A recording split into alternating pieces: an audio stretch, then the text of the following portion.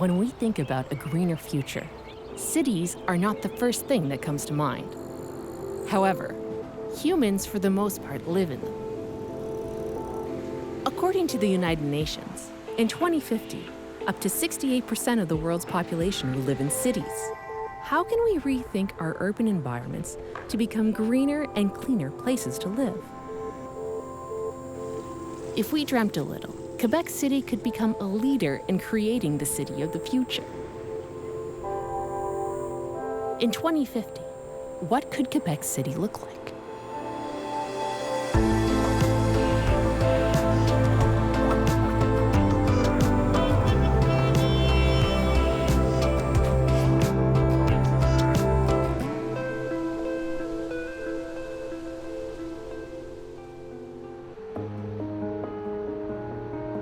Fifty 50% of all urban space is dedicated to car use.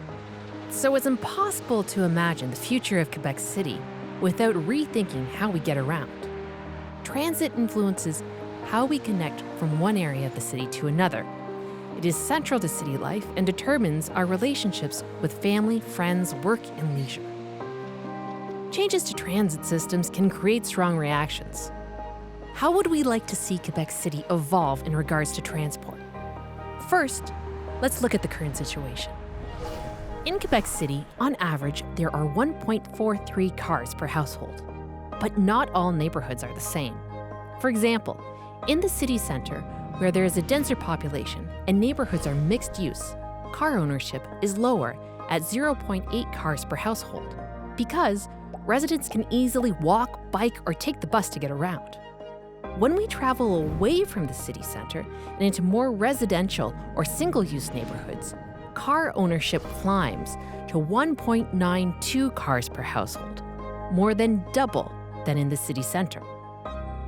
In Quebec City, 78.5% of all daily trips are made by car. Other forms of transportation stand out, with 9.2% of daily trips made by foot, 7% made by public transport, and 1.2% made by bicycle. For many years, the city's development has revolved around cars. Our city is built around highways that dominate our landscape. Quebec City has the second highest rate of highways per capita in Canada, right behind Calgary. Apart from climate change, there are many reasons for rethinking and reconstructing our cities without the car at its center.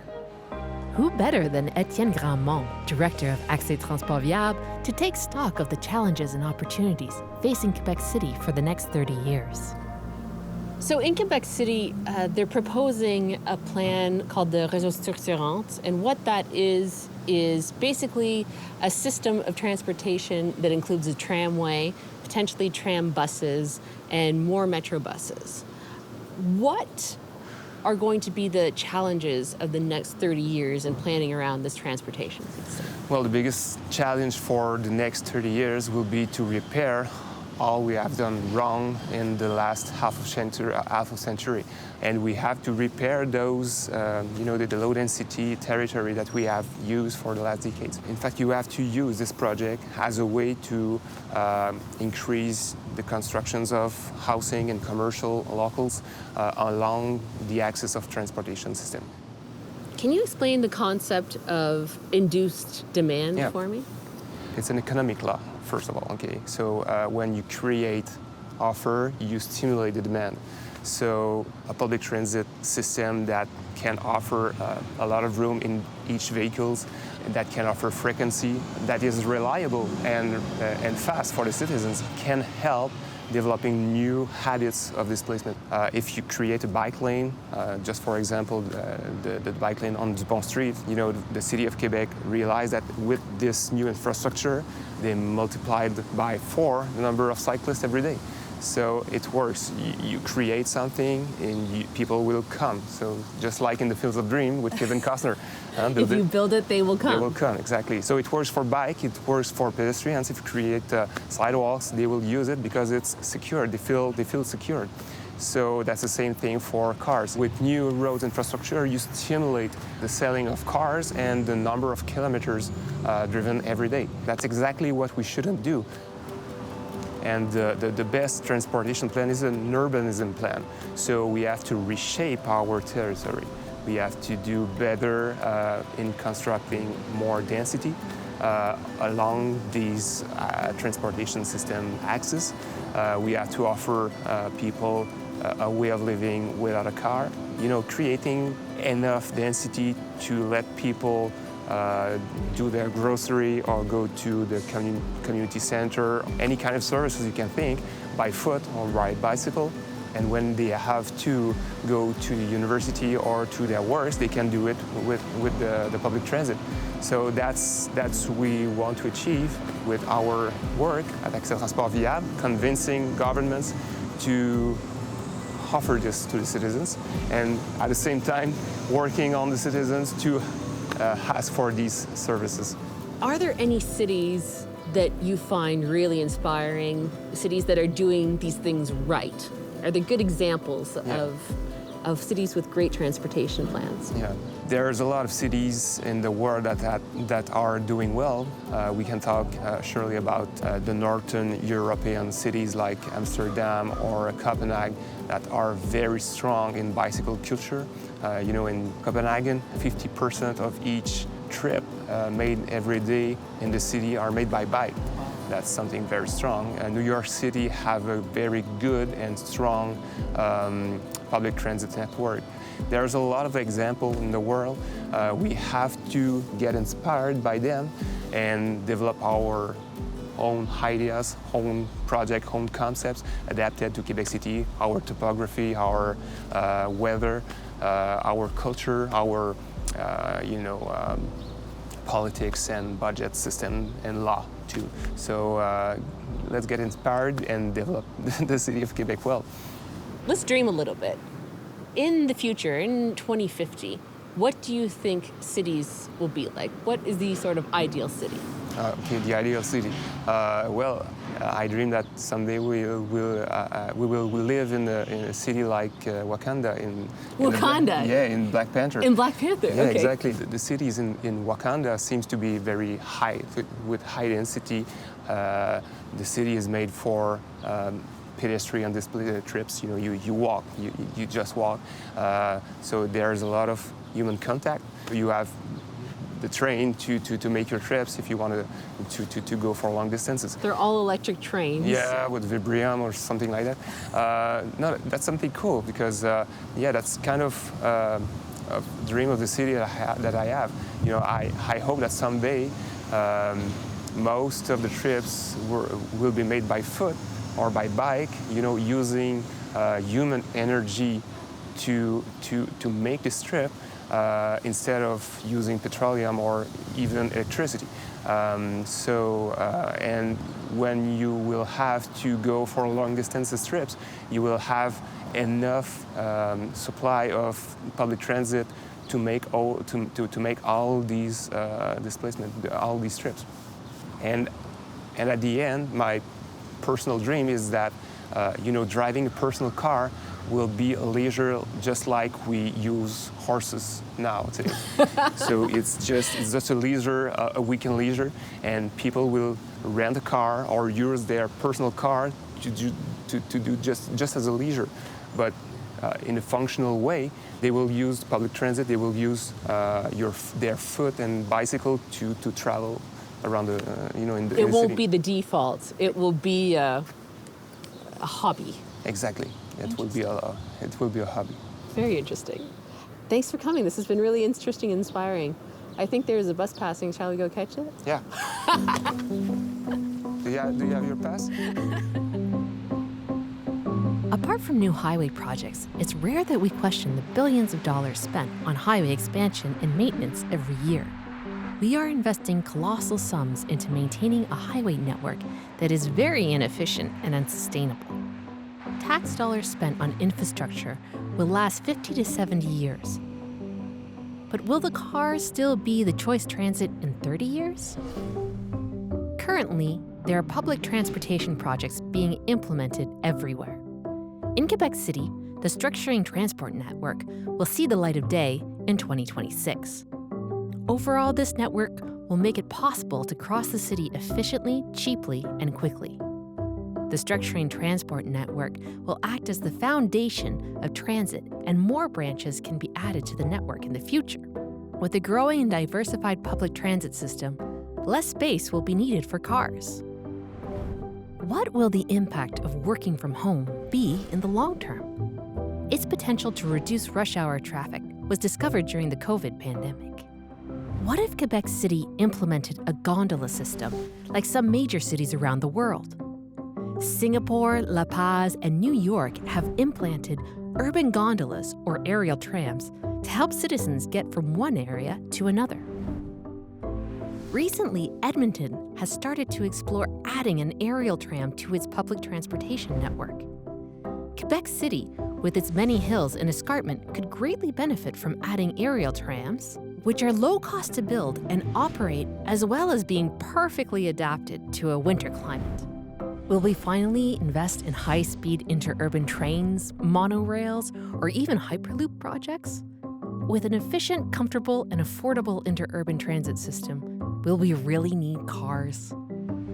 Is it really wise to invest in roads and asphalt in 2020 when the transportation landscape in 2050 will be bike lanes and rails? When we know that in the province of Quebec, we will collectively invest $24.5 billion in road infrastructures between 2019 and 2029, isn't it time to invest in innovative and sustainable technology? The organization Ça Marche Doc supports more active and healthy transportation options. The group is composed of various physicians from Quebec City who want people to break free from our dependence on cars. Walking can prevent and manage a variety of serious medical conditions. I met with Joanne Elsner, doctor and coordinator of Ça Marche Doc, to better understand their vision. Let's talk a little bit about the health benefits of walking and why it's important to have a healthy city. Well, it's important to have a healthy city because it will promote healthy habits, and one of these healthy habits is to do exercise, okay? So walking is a nice exercise that everybody can do, and it's not expensive, and if you walk 30 minutes per day, at least 5 days per week, then you will have done your exercise to prevent obesity, to prevent hypertension, diabetes, cancer, cardiac disease. So it has many health benefits. And if you walk in a nice environment in a park and you have exposure to trees, then it will lower your amount of stress. It will lower if you have a tendency to depression, anxiety, so many psychological benefits too. So, it is important to have a city design for healthy habits, where most of the people, if they want to go to work, if they want to go to school, if they want to go shopping, could do it easily by walking or by biking or by public transportation. Because you have to know that people who are taking the bus, for example, or the tramway or the subway, walk in average 20 minutes per day. So it's very close to the 30 minutes per day. And there are studies showing that if everybody that has to move to a distance of 6 kilometers would take public transportation or their bike, we would be able to fight the overweight crisis that we are living right now in North America. What are some ways that a city can improve its walking infrastructure? Well, first, to build walking infrastructure. So you have to build sidewalks. You have to build pedestrian, paths. You also have to make it beautiful, to make them, attractive. And by, to do that, you have to plant trees, you have to put flower beds, shrubs, you have to have, stores with nice windows, houses that are different from one to the others, so you have something to look at when you walk. And these environments are very attractive to people, and studies show that when you build these type of infrastructure with this environment, people will prefer to walk or to bike than to take their car. It's just natural. It's just natural. It is as stupid as that. You build the infrastructure, you make it beautiful, and people will walk and will bike instinctively. Is there a difference in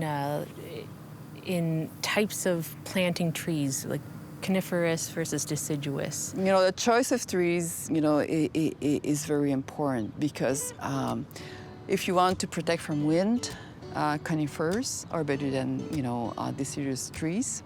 And, you know, the bigger they are, the better they are, because, you know, if they are very tall, very high, then they will protect from the direct sun. They will procure some shade. So in the summer, it's very important to be protected against heat, because under shade, the heat could be 12 degrees Celsius lower under a tree than in direct sun. So it will procure comfort to the pedestrian. So the size of the trees is very important. Also, the bigger they are, the more air pollutants they will capture.